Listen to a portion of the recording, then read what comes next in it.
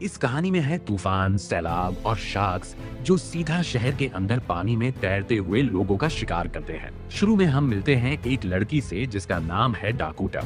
वो अपने घर में है, किसी से फोन पर बात कर रही है और तभी उसे खबर मिलती है उसी बड़े तूफान की जो अभी आने वाला है। खबर सुनते ही शहर के सभी लोग अपने स्टोर्स और शॉप्स बंद करने लगते हैं। लोग अपना जरूरी सामान उठाकर यहाँ से निकल रहे थे, लेकिन डॉक्टर जब बिल्डिंग से बाहर आती है तो वह बिल्कुल नॉर्मल रहती है। इस दौरान उसका एक नेबर उसे कहता है जल्दी से यह घर खाली कर दो, लेकिन वो घर खाली करना नहीं चाहती थी क्योंकि यह घर उसके लिए सिर्फ एक बिल्डिंग नहीं था, यह उसकी मॉम की यादें थी। उसकी मॉम इस दुनिया से जा चुकी थी और इस घर में वो सबसे ज्यादा अपनी मॉम के करीब फील किया करती थी, इसीलिए वह यहाँ से जाना नहीं चाहती, चाहे कुछ भी हो जाए, चाहे यहाँ पर उसकी मौत भी आ जाए। अब सीन बदलता है और हम मिलते हैं डी से।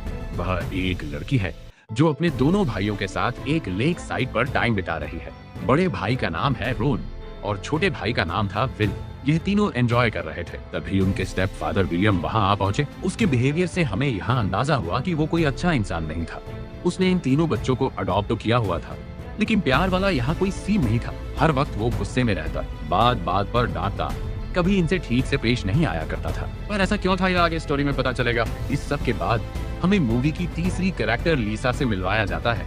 वो एक प्रेग्नेंट लड़की थी जो इस टाइम अपनी गाड़ी चलाते हुए अपने घर की तरफ जा रही थी। इस टाइम वो अपनी मॉम से बात कर रही थी और उसकी मॉम उसके लिए काफी ज्यादा परेशान थी क्योंकि एक तो वह प्रेग्नेंट भी थी और ऐसे टाइम भी थी कि कभी भी बेबी इस दुनिया में आ सकता था। ऊपर से उसका हस्बैंड भी छोड़कर जा चुका था और उसे इस तूफान के आने की खबर भी मिल गई थी। तूफान की वजह से आगे वाला ब्रिज बंद होने लगता है और वह बहुत ज्यादा पैनिक कर जाती है कि अब वह घर कैसे जाएगी। रास्ते में ही वह देखती है कि लोग अपना सामान उठाकर भाग रहे थे।